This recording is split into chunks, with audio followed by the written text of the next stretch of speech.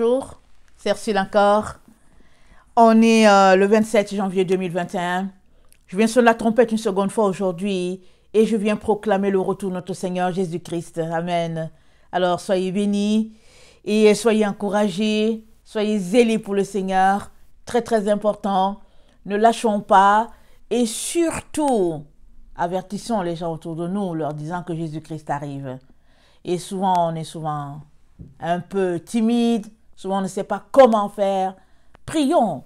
Amen. Et le Seigneur nous dirigera. Il nous donnera notre lot, notre petit lot où on pourra apporter un enseignement, on pourra apporter une exhortation, on pourra écrire nos poèmes, peu importe. Amen. Il y a des personnes qui sont bien avec le bouche à bouche. Amen. Et puis, bouche à oreille, alors, ils fonctionnent comme ça. Il y a d'autres... c'est comme moi, amen, assis à la maison et puis en train d'annoncer le retour du Seigneur. Il y a d'autres encore, ils sont assis et puis ils écrivent des poèmes pour leur Jésus. Tout cela, ça fait partie d'annoncer le Seigneur. Amen. Et il y a d'autres qui seront là pour prier, peu importe. Mais ce qu'on ne doit pas faire, c'est de fermer la bouche. C'est de rester là comme si de rien ne se passait. La Bible nous dit dans Apocalypse 12, le verset, attendez, je ne sais pas si c'est le verset 13 ou 14.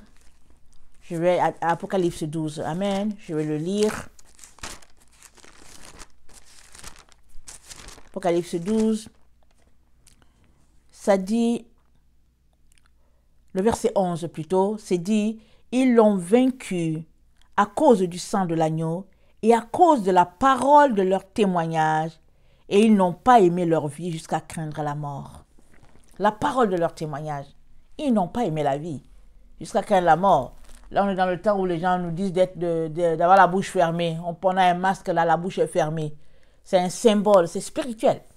Tu fermes, tu es là, tu portes un masque, tu dis qu'il y a un Covid, mais au fait, tu es en train de dire, ok, j'ai décidé de ne pas parler. C'est ça que ça veut dire. Tu attaches ça à tes oreilles, tu mets ça, tu dis, j'ai décidé de ne pas parler. Non, non, non, nous autres, on parle. On fait partie des gens qui parlent, nous qui suivons Jésus. On doit parler, on n'a pas le choix. On doit dire aux gens, Jésus arrive. Amen.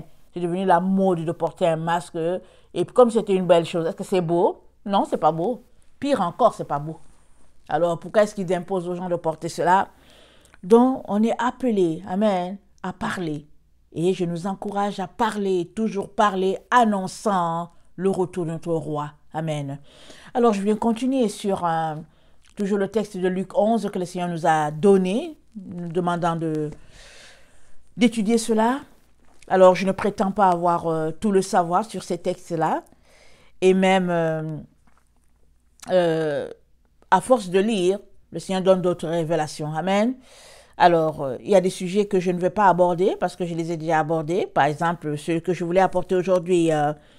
Aujourd'hui, je viens parler de Luc 11, le verset 29 à 36.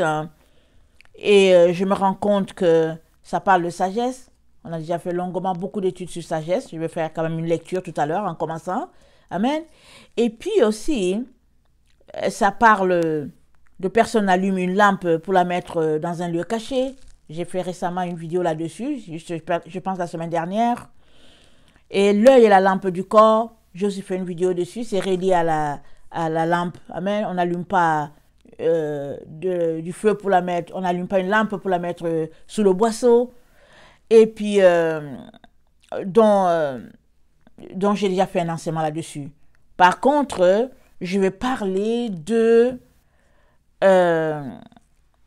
attends, il a dit, le verset 30, il a dit, car de même que Jonas fut un signe pour les Ninivites, de même, le Fils de l'homme en sera un pour cette génération. Amen. Et le Fils de l'homme a été un signe dans la génération de Jésus, et le Fils de l'homme sera un signe encore dans notre génération. Amen. Apocalypse 11, le verset 7. Amen. Ça, ce sera le signe de Jonas. Je pense que c'est le verset 7 jusqu'au verset 12. Ça parle de la mort des deux témoins et puis de 3 jours et demi là sur le sol.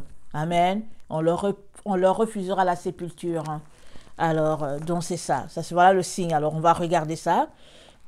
Mais avant cela, ça parle de la sagesse de la reine de Saba, de Séba, qui est allée voir Salomon. Quand elle a entendu parler de Salomon, elle voulait aussi cette sagesse-là.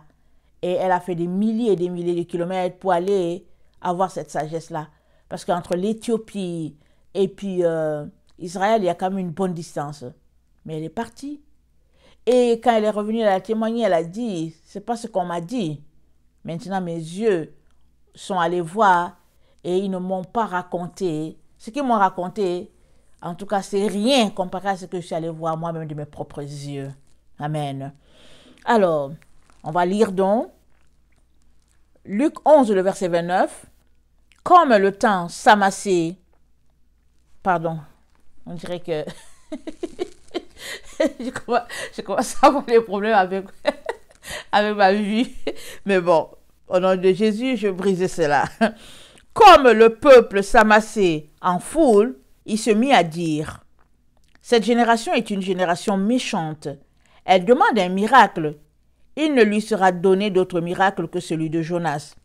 Car de même que Jonas fut un signe pour les Ninivites, de même le Fils de l'homme sera un signe pour cette génération. » La reine de Midi se leva au jour du jugement avec...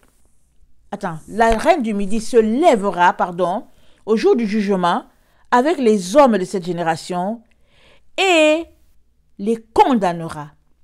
Parce qu'elle vint des extrémités de la terre pour entendre la sagesse de Salomon, et voici, il y a ici plus que Salomon.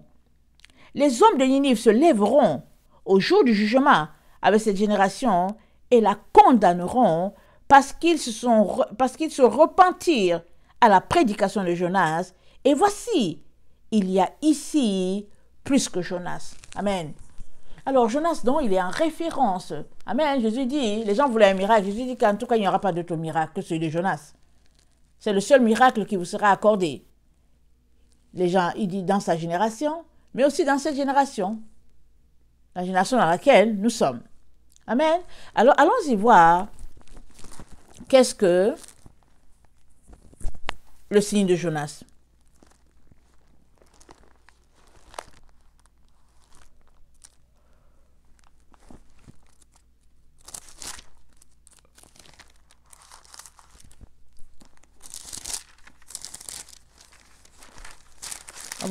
On va lire la prière de repentance de Jonas, ok? Alors Jonas, c'est ce prophète-là que Dieu a envoyé. Il dit, lève-toi, va à Ninive, crie contre la grande ville et dis-lui que, en tout cas, d'ici 3 jours, elle sera détruite. Dis-lui ça. Jonas, lui, s'est levé, il est parti à Tarsis, en direction opposée, carrément. Et il a pris le bateau, et un vent s'est levé, et puis il était en train de couler. Et les matelots, ils ont tiré au sort. Ils ont trouvé que c'était Jonas qui leur envoyait le mauvais esprit. Et ils lui ont demandé, ils ont dit, mais c'est quoi ton problème? Qu'est-ce qui se passe? On est en train de périr, on essaie de sauver le bateau. Toi, tu es là, tu dors. Qu'est-ce qui se passe avec toi? Alors il leur dit que je fuis de la face de l'Éternel, les armées. Et puis ils racontent. Les gens disent que, hein? Parce qu'ils n'ont jamais entendu parler qu'il y a un Dieu d'Israël. Ils disent quoi? Il dit, mais comment on va faire? Nous, on ne veut pas périr. Il dit, jetez-moi dans l'eau. Ils l'ont jeté. Et un gros poisson est venu, il l'a avalé, parce que Dieu a envoyé le poisson pour avaler Jonas. Et ça encore, c'est la bonté de Dieu. Dieu ne voulait pas que Jonas meure sans faire sa volonté. Parce que si Jonas mourait sans être allé à Ninive, il serait jugé, il serait condamné, il se serait retrouvé certainement loin de Dieu. Parce que c'est un prophète, donc il est appelé à prophétiser, il est appelé à sonner la trompette et puis à dire aux gens, hé, répentez-vous, c'est son travail. Mais il fuyait, il ne voulait pas. Et pourquoi il ne voulait pas? Il dit que oui, Dieu est comme ça parce qu'il ne veut pas aller et puis sonner la trompette et après, Dieu change d'avis. Évidemment, il a sonné la trompette, les gens sont repentis. Il me semble qu'un prophète, il devait être content. Il devait être content. Mais Jonas, lui, parce que je pense qu'il pensait plus à sa réputation. Parce que les gens m'ont dit, bon, voilà le faux prophète, là, il a dit que Dieu allait détruire la ville, mais on n'a pas vu, il n'a pas détruit. Mais qu'est-ce qui s'est passé avec Ninive, les gens de Ninive? Ils ont jeûné, la Bible nous dit, même les animaux ont jeûné pendant 3 jours. Dieu a eu compassion. Amen. Dieu a écouté un prophète qui venait d'ailleurs. Dieu a eu compassion et il n'a pas détruit la ville. À notre temps où nous sommes, qui va se lever pour dire que Dieu a dit quelque chose? Qui? Il va se faire lapider et par les gens de l'église et par les gens de l'extérieur, il va se faire lapider. C'est pour cela que les deux témoins de la fin, dans le temps où nous sommes, se feront bien huer. Et puis, quand ils mourront, les gens seront extraordinairement contents. Et qui sont les gens? Souvent, on pense que c'est les païens. Non, les chrétiens eux-mêmes seront contents. Prenons l'exemple de Trump. Prenons l'exemple du président Trump. Le président Trump, c'est le choix de Dieu. Dieu, il voulait cela. Amen. Mais il a été délogé là, pas à peu près. C'est-à-dire qu'on lui a tout coupé et tout. Mais il y a beaucoup de chrétiens qui sont contents, qui se parlent, qui disent enfin il est parti. Et puis bon voilà, ils sont heureux. Et quoi? Des chrétiens évangéliques, des chrétiens pentecôtistes, des chrétiens qui ont une relation avec Dieu, qui disent qu'ils ont une relation avec Dieu. Ils sont contents, joyeux que Trump soit délogé. Enfin, la peste est partie, entre guillemets. Les mêmes, ils seront contents quand les messagers de la fin seront tués, puisque ils ont perdu la direction. Ça dit, ils comprennent à l'envers, ils voient à l'envers. Pour eux, c'est ce qu'ils font là qui est correct. Parce qu'ils sont remplis d'esprits séducteurs. Ils sont détournés de Dieu par les esprits séducteurs. Au nom du fait que, telle personne est ainsi. Parce que finalement, la personne qui les renseigne, qui les éclaire, ce sont les médias. Alors si tel est ton cas, si tel est ce que tu fais, c'est ce que tu fais, je viens te demander de changer immédiatement. Parce que les médias, ils ne sont pas des dieux. Comment vont-ils te renseigner? Comment vont-ils te communiquer la vérité? Ils ne peuvent pas. Quand bien ils voudraient, ils ne peuvent pas. Alors si tu t'accordes avec eux, alors je ne sais pas, Dieu ne peut pas s'accorder avec eux. Il ne peut pas. Alors il est donc très important qu'on comprenne que, en tout cas, les choses de Dieu sont assez délicates, un point. Mais l'autre point, c'est que soit tu es avec Dieu, soit tu n'es pas avec lui. Et si tu es avec lui, tu te tiens jusqu'au bout, en arrière de lui, de ce qu'il est en train de faire. Parce qu'on est dans le temps du jugement. C'est dit que la reine de Saba se lèvera, elle condamnera cette génération. Alors regardons un peu la prière de repentance de Jonas. Alors je vous ai situé comment il a été jeté du bateau. Alors, verset Jonas, le chapitre 2. L'Éternel fit venir un grand poisson pour engloutir Jonas, et Jonas fut dans le ventre du poisson 3 jours et 3 nuits.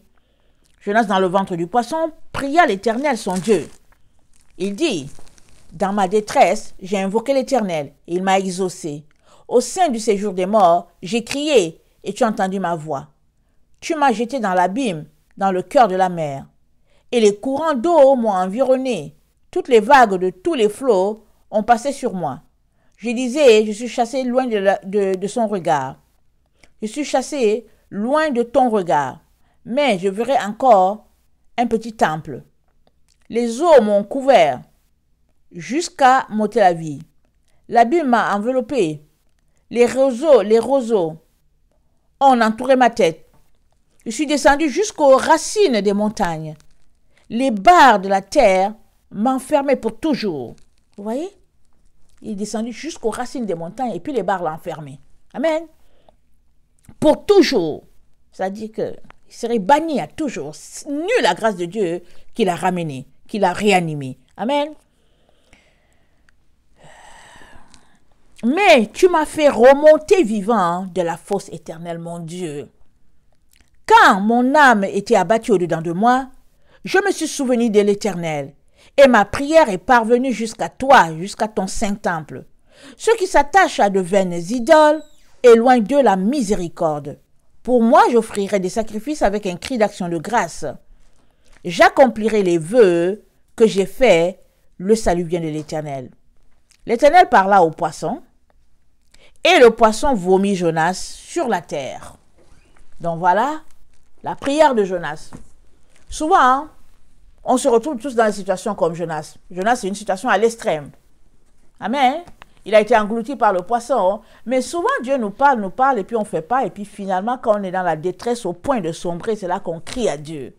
Ce qui est merveilleux, c'est que tu dois savoir que Dieu, il entend toujours. Amen. Il entend toujours. À moins que tu sois arrivé à un point de non-retour. Et là, bon, un être humain ne peut rien faire. Comme il a dit, tout péché vous sera pardonné. Mais le blasphème contre le Saint-Esprit, ça ne vous sera pas pardonné. Mais c'est quoi le blasphème contre le Saint-Esprit? Il faut aller voir Dieu. Il va te dire, est-ce que tu as atteint le niveau du blasphème contre le Saint-Esprit? Alors, ceux-là qui disent toujours, oh, je n'ai pas besoin du Saint-Esprit, je n'ai pas besoin de ça, je n'ai pas besoin du Saint-Esprit. À un moment donné, si tu traverses de l'autre côté, alors, en tout cas, tu auras atteint le blasphème contre le Saint-Esprit. Parce que Dieu aura cogné à ta porte à tout moment. Hein, et par ton orgueil, tu auras passé ton temps à dire, je n'ai pas besoin du Saint-Esprit, je n'ai pas besoin du Saint-Esprit. Et par ton orgueil, tu te retrouveras là où se trouvent les ennemis de Dieu. Alors, la prière de repentance de Jonas, c'est une prière qui, c'est-à-dire une prière, on peut tirer des leçons de cette prière-là. Amen. Alors, il s'est humilié. Il s'est humilié. Dans le ventre du poisson, il s'est rendu compte qu'il est allé trop loin. Alors, il s'est humilié. Et il s'est rendu compte de tout ce qui se passait avec lui. Parce qu'on connaît la montagne. La Bible dit, le psaume 24, qui montera à la montagne l'Éternel, celui-là qui a les mains pures. Et on sait que la montagne, le sommet de la montagne, le pic de la montagne, c'est là que se trouve Dieu.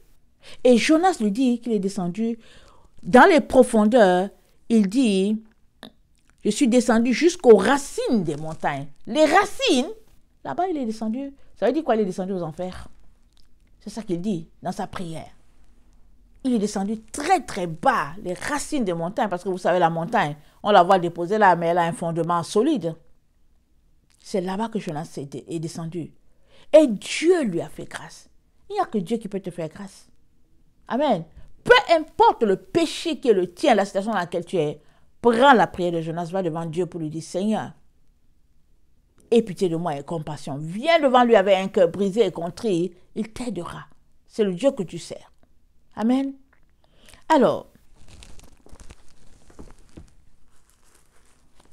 la reine de Saba, elle se lèvera, elle condamnera cette génération-là, notre génération, parce que c'est dit, elle se lèvera au jour du jugement et elle condamnera cette génération. Jésus est venu au temps de la grâce. Quand Jésus est venu, c'était le début de la grâce. Amen. Avant le salut, c'était juste pour les Juifs. On le sait tous. Et quand Jésus est venu, la porte a été ouverte. Amen. Pour nous. Et puis finalement, on est dans le temps de jugement. Et puis la Bible dit, le jugement commence par la maison de Dieu. Je pense 1 Pierre 4. On va le lire rapidement pour nous situer. 1 Pierre 3 plutôt. Attendez, il ne faut pas que je dise n'importe quoi. Attendez. Peut-être que c'est 1 Pierre... Oui, je pense que c'est... Attendez, je pense que c'est 2 Pierre 4.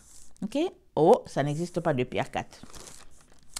Bon. Attendez, on va regarder encore. 1 Pierre 4. 1 Pierre 4. Bon, je ne l'ai pas. Je sais que c'est dans Pierre, ok? C'est dit, or le jugement commence par la maison de Dieu.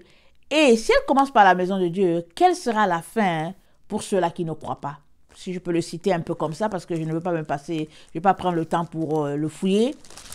Alors, on est donc dans les temps de ces jugements-là. Ça commence par la maison de Dieu. C'est quoi? Ça commence par l'Église. Le jugement commence par l'Église de Jésus-Christ. Jésus-Christ, il est le chef de l'Église. Et nous sommes les membres. Amen. Jésus est la tête. Et nous sommes le corps. Le corps, et puis le corps, il a des membres et tout. Et Jésus nous dit, c'est par là que le jugement de Dieu va commencer. Alors, il est donc important de s'examiner, de s'assurer qu'on est en train de faire ce que le Père attend de nous. Et si on se rend compte que non, on n'est pas en train de faire cela, il est très important de demander pardon. De venir devant Dieu, le cœur brisé et contrit, lui demander pardon. et repartir à zéro. Amen. Jésus a dit à l'église d'Éphèse, il a dit, retourne là où tu es tombé. Il dit, retourne à ton premier amour. Là où tu es tombé, repars de là. Pour que, quand je viendrai, tu ne sois pas coupé. Parce qu'il dit, sinon je viendrai à toi et tu ne sauras pas. Alors, quand tu es tombé, ça veut dire quoi? Ça veut dire que tu avais une vie tout flamme pour le Seigneur. Tu étais la lumière, tu étais zélé, tu avais beaucoup d'énergie pour le Seigneur. Et l'énergie est partie, elle s'est dégonflée comme un ballon. Il dit, repens-toi, c'est-à-dire reprends la tangente où tu étais et puis dépasse. Parce que ce n'est que quand on est allumé que, voilà, on reçoit, on est en connexion directe avec l'Esprit de Dieu. Mais sinon, si tu es amorphe, parce que tu es fané, et que tu es fatigué, et que tu as perdu ton entrain, Jésus dit, sinon, je viendrai à une heure que tu ne connais pas. Amen. Et tu seras surpris. Et il ne veut pas ça pour toi. Alors, pour revenir donc, la reine de Saba donc, elle viendra, Jésus dit, dans le temps de jugement. Dans le temps de jugement, elle va se lever, elle va condamner notre génération, parce qu'elle a fait des kilomètres et des kilomètres pour aller savoir c'est quoi cette sagesse-là dont on lui parlait. Or, la sagesse, amen, elle tire son essence même de Dieu. Amen. Allons-y lire Proverbe 8. On ne va pas tout lire, on va lire une partie. Amen.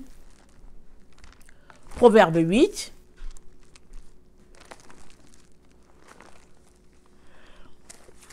Je vais lire au verset 22. L'Éternel m'a créé la première de ses œuvres, avant ses œuvres les plus anciennes. J'ai été établi depuis l'éternité, dès le commencement avant l'origine de la terre. Je fus enfanté quand il n'y avait point d'abîme, point de source chargée d'eau, avant que les montagnes soient affermies, avant que les collines existent, je fus enfanté. Il n'avait encore fait ni la terre, ni les campagnes, ni le premier atome de la poussière du monde. Lorsqu'il disposa les cieux, j'étais là.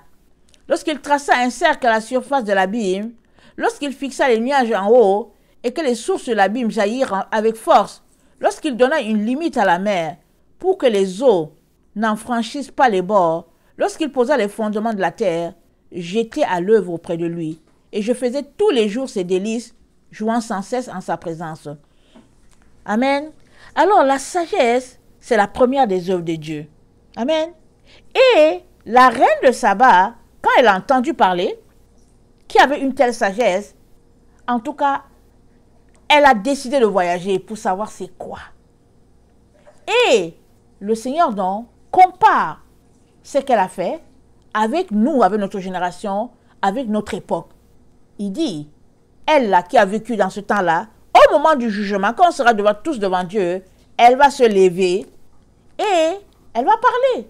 Parce que si dans le temps où les conditions étaient plus difficiles, c'était plus sévère, peut-être qu'elle a fait un voyage avec le chameau, ou bien avec l'âne, je ne sais pas, je pense plus avec les chameaux.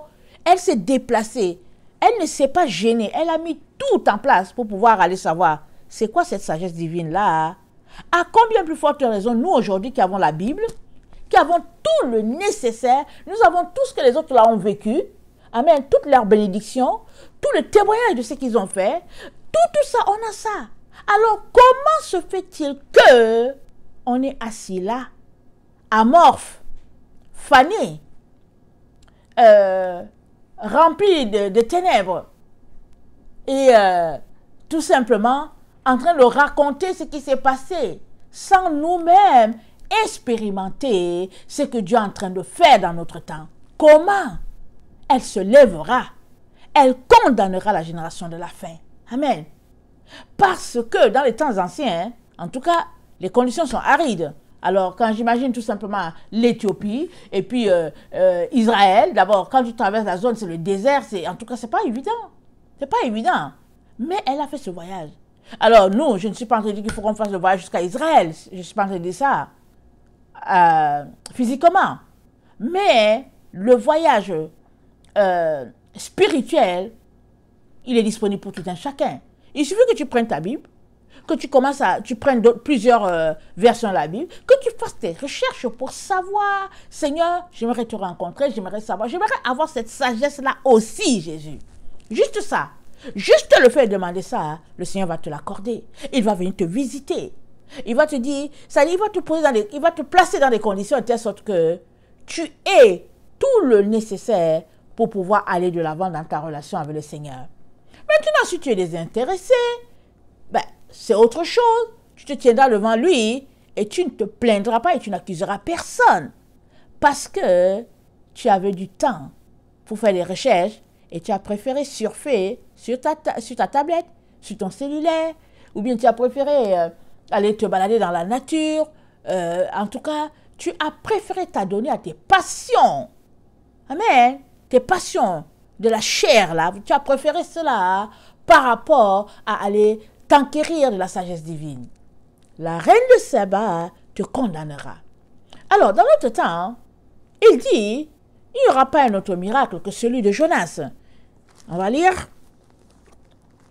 Car de même que Jonas fut, je suis toujours dans Luc 11, le verset 30, car de même que Jonas fut un signe pour les Ninivites, de même, le Fils de l'homme en sera un pour cette génération. Attendez. Le Fils de l'homme en sera un pour cette génération. La reine de Saba se lèvera au jour du jugement avec les hommes de cette génération et les condamnera. Il parle de quel Fils de l'homme? Parce que quand il parle de la reine de Saba, il dit, elle se lèvera au jour du jugement. Donc, il parle du Fils de l'homme, le messager de la fin. C'est de lui qu'il est en train de parler. Il n'est pas en train de parler ici de Jésus. En tout cas, cette partie-ci-là, il ne parle pas de Jésus. Il ne parle pas du Fils de l'homme qui est Jésus. Il parle du Fils de l'homme de notre génération. Et ce Fils de l'homme-là, Jésus-Christ nous parle de lui. Attendez. Malachie 3.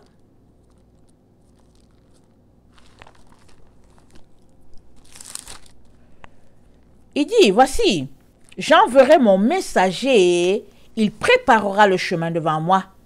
Et soudain entra dans son temple le Seigneur que vous cherchez. Et le messager de l'alliance que vous désirez, voici, il vient, dit l'Éternel des armées, qui pourra soutenir le jour de sa venue, qui restera debout quand il paraîtra, car il sera comme le feu du fondeur, comme la potasse des foulons. Il s'assira, fondra et purifiera l'argent. Il purifiera les fils de Lévi. Il les épurera comme on épure l'or et l'argent. Et ils présenteront à l'Éternel des offrandes avec justice. Alors, l'offrande de Juda et de Jérusalem sera agréable à l'Éternel. L'offrande de Juda. Juda, nous autres. C'est nous. Jésus nous a rachetés. Amen. Il dit l'offrande de Juda sera d'une agréable odeur à l'Éternel. C'est nous, la génération, le groupe là qui avons été sauvés par Jésus, là, l'offrande de Juda, nous autres là, qui ne faisons pas ce que la Bible nous dit de faire. On dit oui, l'Ancien Testament est passé, on ne sert pas les commandements, on fait ce qu'on veut, on adore les dimanches alors que le sabbat c'est samedi. Ça dit que on est upside down. Tout est mélangé en nous. Mais on a quelque chose. On brandit seulement les cheveux pour dire que oui, je suis sauvé par grâce. Jésus m'a sauvé tel jour à telle heure, je suis sauvé par grâce. Mais on ne fait rien de tout ce qui est recommandé. On vit juste par la parole, par les émotions, par... comment on appelle ça? On est juste excité. Mais quand vient le moment de mettre en pratique, on dit bon, on n'est pas sauvé par les œuvres. Et puis bon, on bénit le frère et la sœur, on dit je te bénis, je vais prier pour toi, pour que Jésus pourvoie. Et puis toutes sortes de comportements farfelus comme ça. C'est comme ça qu'on est. On est là et puis on dit bon, on est sauvé, on attend que Jésus vienne nous chercher. Et puis tout ça. Mais vous savez quoi? Notre génération là, nous là, notre groupe là, notre génération, l'enlèvement est sur le point de se passer. Ok? Notre génération, c'est la génération où il y aura beaucoup d'argent qui seront restés en banque chez les chrétiens. Amen. Chez les chrétiens. Parce qu'au lieu qu'ils prennent ce qu'ils ont pour bâtir leur maison du ciel, comment on appelle ça là? En préparant leur robe, comme on le dit, comme c'est dit dans Apocalypse 19, le verset 7, ils gardent, ils fermentent leur argent. Et c'est acceptez que j'utilise le mot fermenter. Ils fermentent leur argent à la banque. Ils attendent, on ne sait pas quoi. Ils fermentent l'argent. Et quand ça leur parle trop, ils disent que Martin Luther aurait dit qu'il ne faut pas, qu'on n'est pas sauvé par les œuvres.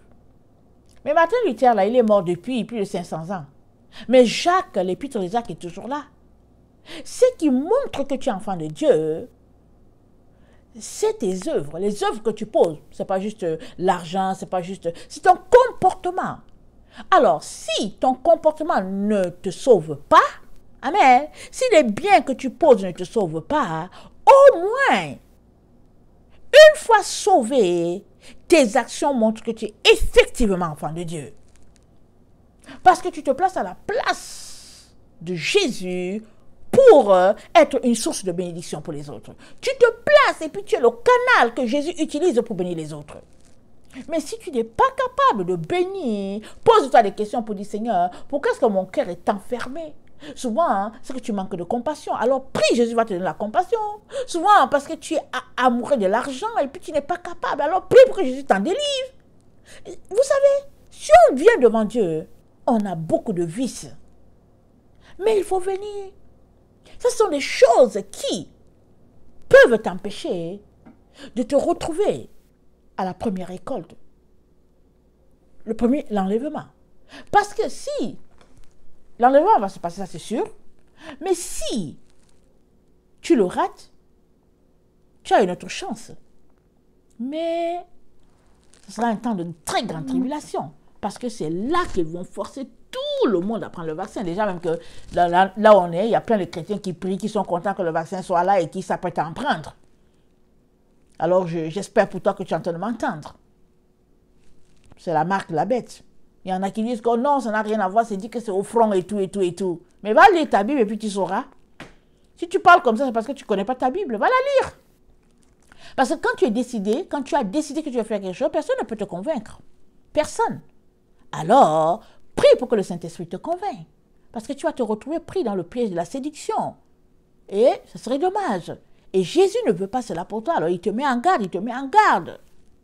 Alors, il dit, repens-toi, retourne à ton premier amour. Repens-toi d'où tu es tombé là. Il dit, relève-toi de là.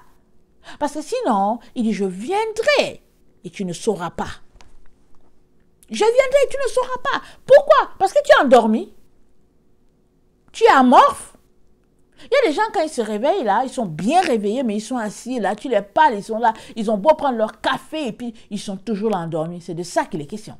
Un exemple comme ça. Alors, le message de la fin, il est là, mais il est aussi à Apocalypse 11. Excusez-moi.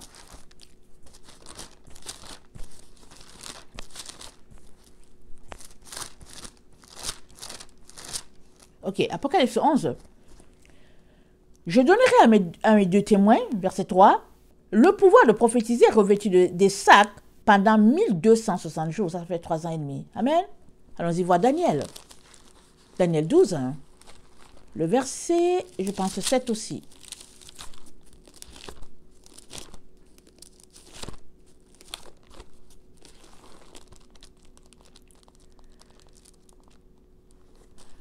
Daniel 12, le verset 7, ça dit ceci. Et j'entendis l'homme vêtu de lin qui se tenait au-dessus des eaux du fleuve. Il leva vers les cieux sa main droite et sa main gauche, et il jura par celui qui vit éternellement que ce sera dans un temps, des temps et la moitié d'un temps, et que toutes ces choses arriveront quand la force du peuple saint sera entièrement brisée. Amen. Alors, je donnerai à mes deux témoins le pouvoir de prophétiser revêtu de sac pendant 1260 jours. Apocalypse 11, ça c'est le verset 3 que je viens de lire, et là je lis le verset 7. Quand ils auront achevé de leur témoignage, la bête qui monte de l'abîme leur fera la guerre, les vaincra et les tuera, et leurs cadavres seront sur la place de la grande ville qui est appelée dans un sens spirituel Sodome et Égypte, là même où leur Seigneur a été crucifié. Des hommes d'entre les peuples, les tribus, les langues et les nations verront leurs cadavres pendant 3 jours et demi, et ils ne permettront pas que leurs cadavres soient mis dans un sépulcre. Et à cause d'eux, les habitants de la terre se réjouiront et seront dans l'allégresse. Ils s'enverront des présents les uns les autres, parce que ces deux prophètes qui ont tourmenté les habitants, parce que ces deux prophètes ont tourmenté les habitants de la terre. Après ces 3 jours et demi, un esprit de vie venant de Dieu entra en eux, et ils se tinrent sur leurs pieds. Une grande crainte s'empara d'eux, et une grande crainte s'empara de ceux qui les voyaient. Ils entendirent du ciel une voix qui leur disait « Montez ici ». Et ils montèrent au ciel dans les nuées, et leurs ennemis les virent. Amen. Alors, leurs corps, pendant 3 jours et demi, seront couchés là. Les hommes vont les voir, et nous savons qu'aujourd'hui, qu'avec les tablettes, les cellulaires et tout, avec les journalistes, s'ils sont capables de s'approcher, mais ils vont faire des reportages et des reportages et des reportages, et puis ils vont raconter, et puis raconter. Ils vont raconter tout ce qu'ils voudront. Normal qu'ils soient saisis de grandes craintes quand ils se réveilleront. Et Jésus-Christ nous dit, il n'y aura pas un autre miracle. Il dit, ce sera le miracle de Jonas. Et le miracle de Jonas, parce que Jonas, il est mort. Il est mort, mais pendant qu'il est mort, là, dans les entrailles, là, il priait. C'est-à-dire que, vous savez, quand on avait le Seigneur, une fois que tu passes de l'autre côté, tu es toujours en train de parler. Hein? Tu sais, tu es conscient de tout. Alors Jonas nous dit, il est descendu dans les racines de la montagne. Tu peux comprendre ce que ça veut dire? La montagne, déjà en surface, déjà, elle est énorme et gigantesque. Les racines de la montagne, c'est en dessous. Alors c'est vraiment dans les enfers là-bas. Il est descendu là-bas et Dieu l'a remonté. Dieu, dans sa grâce, a remonté Jonas jusque-là. Amen. Et il nous dit que dans notre génération, la reine de Saba, elle va se lever, elle va condamner notre génération. Parce qu'elle, en tout cas, elle a fait des pieds et des mains pour aller savoir c'est quoi cette sagesse-là. Et toi, qu'est-ce que tu fais? C'est la question que j'ai pour toi. Qu'est-ce que tu fais de ton temps? Est-ce que tu prends le temps pour chercher ton Dieu jusqu'à recevoir une dose d'esprit suffisante pour que tu puisses comprendre les Écritures, pour que les écailles puissent tomber, pour que tu puisses être prêt? Qu'est-ce que tu fais de ton temps? Ou bien là où nous sommes là où Jésus-Christ est en train de sonner, où les trompettes sonnent, vraiment à chaque jour où il est proche là, tu continues d'avoir du plaisir, de savoir, alors quand est-ce que tu vas aller en montagne, ou bien tout ça, nu était les couvre-feux, les confinements, hein? Qu'est-ce que tu fais de ton temps? J'espère que tu mets ce temps-là à profit pour dire, ok, d'accord, on est confiné, bien, merci Seigneur, je vais lire ma Bible. En tout cas, moi, leur confinement, ça ne change rien à ma vie. J'étais déjà confinée. Ça ne change rien à ma vie. Je vis ma vie comme si de rien n'était. J'avais déjà appris à l'organiser depuis, avec la naissance de mes enfants, et puis je bénis le Seigneur, et puis je continue. Mais à toi, il t'est peut-être demandé de faire un pas de foi supplémentaire. Il t'est demandé peut-être de te dépenser plus parce que tu ne t'es pas habitué à ça. Mais fais le don. Fais le don. Parce que les débuts de toutes choses sont difficiles. Mais avec l'aide du Seigneur, tu vas y arriver parce que c'est un temps extraordinaire. Tu n'as pas besoin de sortir. Le temps que tu prenais pour chauffer la voiture, pour démarrer, pour la déneiger, pour faire ceci, tu n'en as pas besoin. Le temps où tu t'arrêtais devant un feu, puis la file, et puis quand il faut rentrer, et puis c'est compliqué, souvent tu quittes ton travail à 16h et puis tu arrives chez toi à 17h, voilà, tu gagnes 1 heure. Tu peux prendre cette heure-là et le mettre à profit pour ton Dieu. Mais qu'est-ce que tu fais? Qu'est-ce que tu fais? Parce que la reine de Séba, elle se lèvera, elle te parlera devant Dieu, elle te dira combien de kilomètres elle a fait de l'Éthiopie jusqu'en Israël pour pouvoir entendre la sagesse de Salomon. Elle te le dira.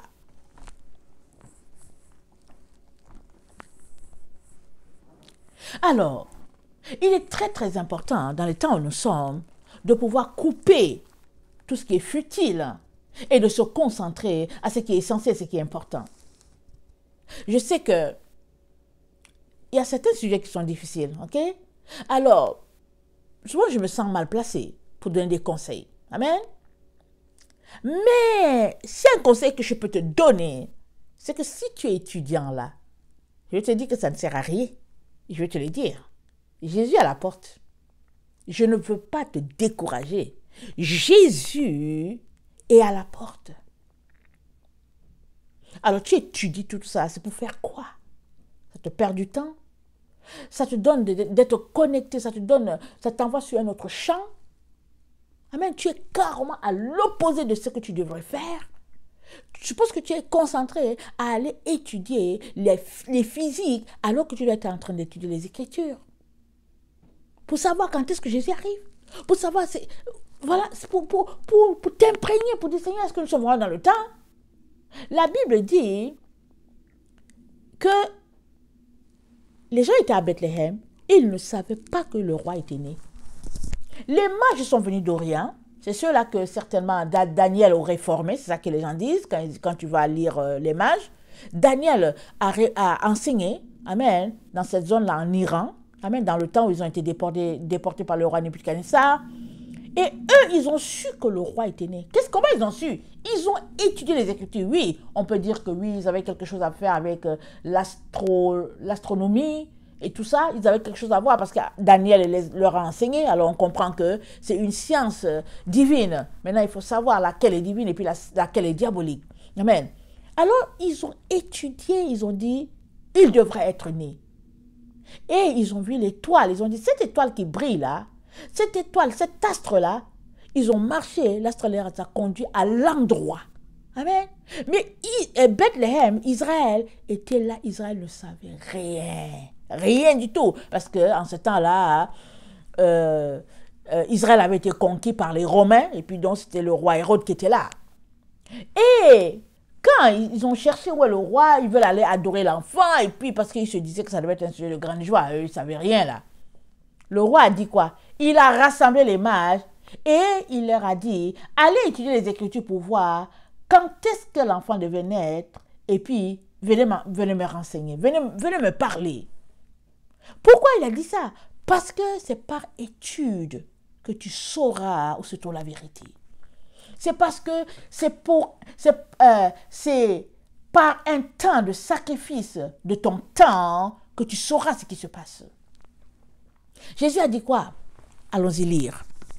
Apocalypse 2, Apocalypse 3, le verset 3. Il dit à l'église d'Éphèse, il dit, rappelle-toi donc comment tu as reçu et entendu, et garde et repens-toi. Si tu ne veilles pas, je viendrai comme un voleur et tu ne sauras pas. Écoute bien, si tu ne veilles pas, je viendrai comme un voleur et tu ne sauras pas. Et veiller, c'est quoi? C'est du travail, ça je peux te le dire. Veiller, c'est que tu as sommeil. Tu veux dormir. Il fait froid. Tes couvertures te disent, oh viens s'il te plaît, on est bien ensemble, restons ensemble. Tout autour de toi te dit, va te coucher. Mais tu dois veiller. Tu viens, tu veux avoir du temps avec ton Seigneur parce que c'est le meilleur moment, parce qu'il n'y a pas de temps dans la journée. Et puis tu dis, Seigneur, révèle-toi, parle-moi. Et le Seigneur, il te le rendra bien. Parce que la nuit, c'est fait pour dormir. Mais toi, tu as dit, je ne vais pas dormir. Je dormirai un jour, j'aurai le repos un jour, mais pour le moment, je vais savoir ce qui se passe. Je vais décortiquer. Seigneur, vois-moi et regarde ce que je fais. Aie pitié, bénis-moi. Le Seigneur va te bénir. Mais si tu trouves que bon, c'est le moment de dormir, tu dors, tu ronfles, tu dors, et puis tu viens t'asseoir pour 20 minutes, après tu es fatigué. Bon, tu auras aussi une récompense de 20 minutes. Mais déjà, viens, veille. Commence déjà. Commence alors avec tes 20 minutes. Mais c'est dit, si tu ne veilles pas, tu ne sauras pas. Donc, c'est de dire que il y a un travail à faire. Est-ce que la reine de Saba a travaillé? Oui, elle a travaillé. Elle a voyagé. C'est un travail. En chameau, sur le dos d'un chameau, une femme. Et dans cette zone-là, il y a des tempêtes de sable. Souvent, l'écart thermique est trop grand entre le jour et la nuit. Il fait froid. Mais combien de jours ça lui a pris? Je ne sais pas. Est-ce que ça a pris 3 jours? Est-ce que ça a pris 4? Je ne sais pas, parce que l'Éthiopie, c'est non loin de l'Égypte. Et c'est dit que si Israël était passé par l'Égypte, si Israël était passé par le chemin normal, ça leur aurait pris un maximum d'1 semaine. Mais Dieu les a fait passer par le désert. Alors après, ils étaient récalcitrants. Alors ils ont fini 40 années dans le désert pour un trajet qu'ils auraient fait en 1 semaine ou bien en 10 jours. Alors, peut-être que la reine de Saba, ça lui a pris 1 semaine, 10 jours, 2 semaines, je ne sais pas. Mais une reine, elle a voyagé sur son chameau pour aller savoir c'est quoi cette histoire que vous me racontez, je veux savoir. Et aujourd'hui, l'Éthiopie est l'un des pays de l'Afrique très béni. Amen. Oui, il a été dépossédé de tout, bombardé, bombardé de toutes sortes et tout. Mais c'est un pays, là, il y a beaucoup de chrétiens, vraiment un taux de chrétiens très très élevé. Et puis, ils ont la pure doctrine. Amen. Et puis, voilà, ils craignent ce Dieu-là. Et puis, bon, mis à part le fait que la reine de Saba, elle est retournée avec au moins un enfant du roi Salomon. On voit que le roi Salomon, il avait beaucoup de femmes. Amen. On bénit le Seigneur pour cela. Je ne dis pas qu'il faut être polygame. Ça, je ne dis pas. Je ne connais pas ce qui s'est passé avec Salomon. Ça, c'est du ressort de Dieu. Alors, ce n'est pas à nous de le juger. Mais il avait 1000 femmes. Dans chaque pays, donc on peut imaginer le nombre de juifs qu'il y a sur la terre. Amen. On peut imaginer le nombre de juifs. Toi-même qui écoutes là, tu ne sais pas si tu as le sang juif. Tu ne sais pas si tu as le sang de Salomon en toi, donc tu ferais mieux d'arrêter de mal parler de lui. Parce que tu ne sais pas. Tu ne sais pas si, à cause de ce qu'il a fait, finalement, en tout cas, ton arrière-grand-père est né, et puis ben voilà. Mais tout cela, je ferme la parenthèse, tout cela pour dire que ça prend de l'énergie, ça prend du temps pour pouvoir rencontrer ce Dieu-là. Et l'amour, ça se mesure en temps. Alors, si tu n'es pas prêt à donner ce temps-là à ton Dieu, et que tu le donnes ailleurs, là aussi tu seras jugé. Ces tablettes-là sur lesquelles tu surfes là, ces cellulaires et tout ça là, eux aussi, ils te condamneront. Ils te condamneront parce que tu sais quoi? Alors que tu ne vois pas, les anges sont partout autour de toi.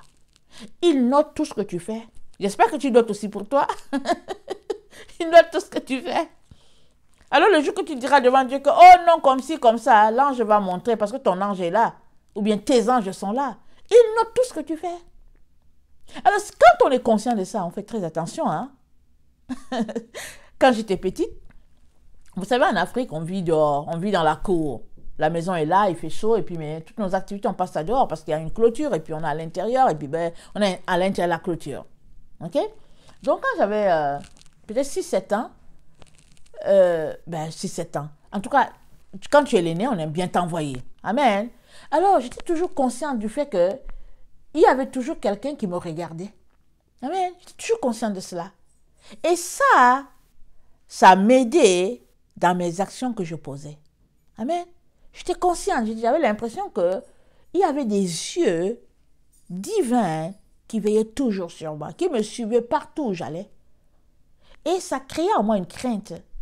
Ce qui faisait que je ne faisais pas vraiment, je faisais attention pour poser mes actions. Et le fait que tu saches qu'il y a des anges autour de toi, des anges qui prennent note de ce que tu fais, tes anges à toi, qui sont faits là pour te protéger, le fait que tu saches qu'ils sont là, ça devrait te donner d'avoir une crainte de ce Dieu-là. Amen. Ça devrait te donner. Si bien que j'ai dit ça à ma mère, non, maman, je ne veux pas aller à l'intérieur parce que Dieu me regarde. Et puis bon, parce qu'elle ne comprenait pas pourquoi. Tout le monde était dans la cour. Et quand elle m'envoyait à l'intérieur pour prendre quelque chose, je disais toujours que non, maman, non, je ne veux pas aller. Parce que j'avais toujours l'impression qu'il y avait des yeux qui me regardaient. Et j'étais là, je m'asseyais et je m'imaginais si on pouvait mettre des tapis et des tapis, parce qu'on avait des tapis à la maison, on vit, en tout cas, on était dans une zone, la zone du Nord, c'est chez les musulmans, on avait des tapis et des tapis à la maison, parce qu'il faut des tapis, il fait chaud. Alors, on n'utilise pas beaucoup les lits. Tu utilises les lits juste pour te coucher, mais sinon, pour te coucher certains temps de l'année, mais sinon, la plupart du temps, on est sur les tapis, il fait chaud, donc les tapis sont en plein air, et puis on se couche là, et puis ben voilà. Alors, le matin, tu te lèves, tu replies le tapis, et puis tu déposes, et puis bon, parce qu'il y a une période de l'année où il fait chaud, il fait très, très, très chaud. Amen.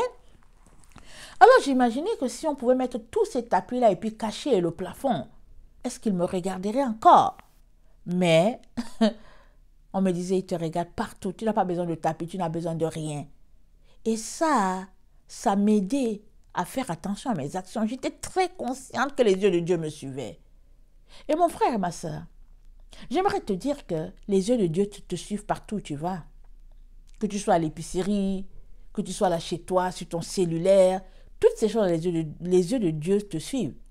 Si tu décides d'être consciente de sa présence, je te dis, tu feras attention. Tu arrêteras de regarder les choses sur le cellulaire pour rien.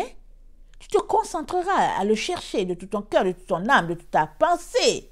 Et il te le rendra. Parce que l'amour se mesure en temps. Amen.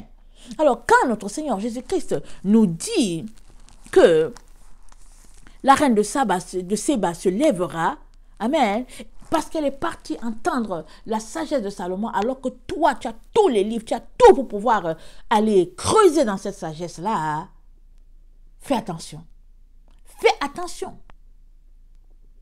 Donne du temps à ton Dieu. Va chercher, va creuser et appelle au secours. Il viendra. Son esprit est là, disponible pour tout un chacun. Amen. Si le musulman, qui est d'une autre religion, le bouddhiste d'une autre religion, voit Dieu, entend parler de Dieu et rencontre Jésus, à combien plus forte raison, toi, son fils, il aimerait aussi se révéler en intensité. Amen. Chez toi, il aimerait se révéler. Mais qu'est-ce que tu lui accordes comme temps? Est-ce que tu prends juste Jésus comme quelqu'un d'acquis, comme quelque chose de commun, si bien que finalement, pas d'entrain, les membres sont mous, pas d'intérêt? Ben voilà, tu n'auras rien. Mais si tu es fougueux pour ce Jésus-là, si tu le cherches de tout ton cœur, il se révélera, il se laissera trouver si tu le cherches de tout ton cœur. Amen. Alors je vais terminer par lire je pense une parole sur sagesse, et puis je le tire dans Siracide. Siracide, je le trouve dans la Bible Taube. Amen. Je vous conseille de l'acheter. Elle est remplie, elle est riche. Amen. Alors, Siracide 4, le verset 11 à 19. La sagesse exalte ses fils et prend soin de ceux qui la recherchent. L'aimer, c'est aimer la vie. Écoute bien. Aimer la sagesse, c'est aimer la vie.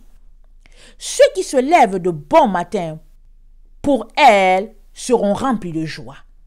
Celui qui la possède obtiendra la gloire en héritage. Le lieu où il va, le Seigneur le bénit.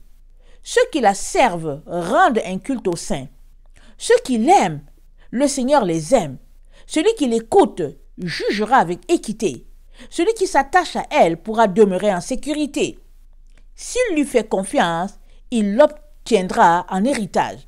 Sa postérité en conservera la jouissance.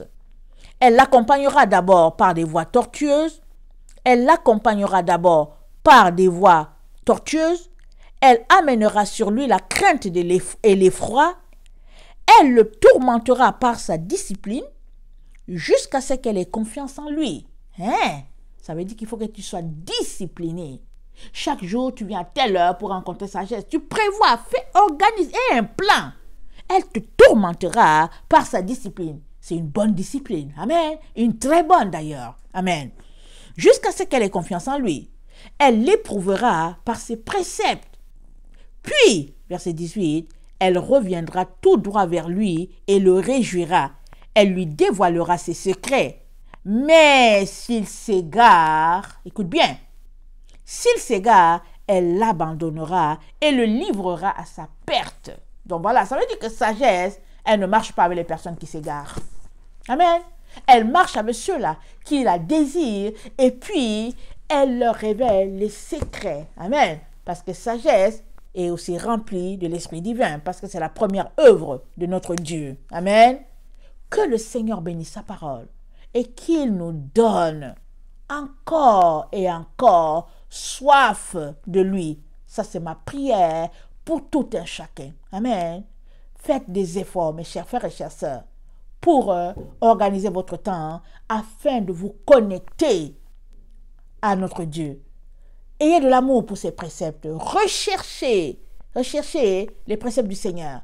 Amen. Recherchez d'être amis de sagesse. Amen. Ça, c'est très important. Et vous allez découvrir des trésors cachés. Amen. Que le Seigneur vous bénisse. Je vous aime beaucoup et Dieu davantage. Maranatha, Jésus revient. Amen et amen.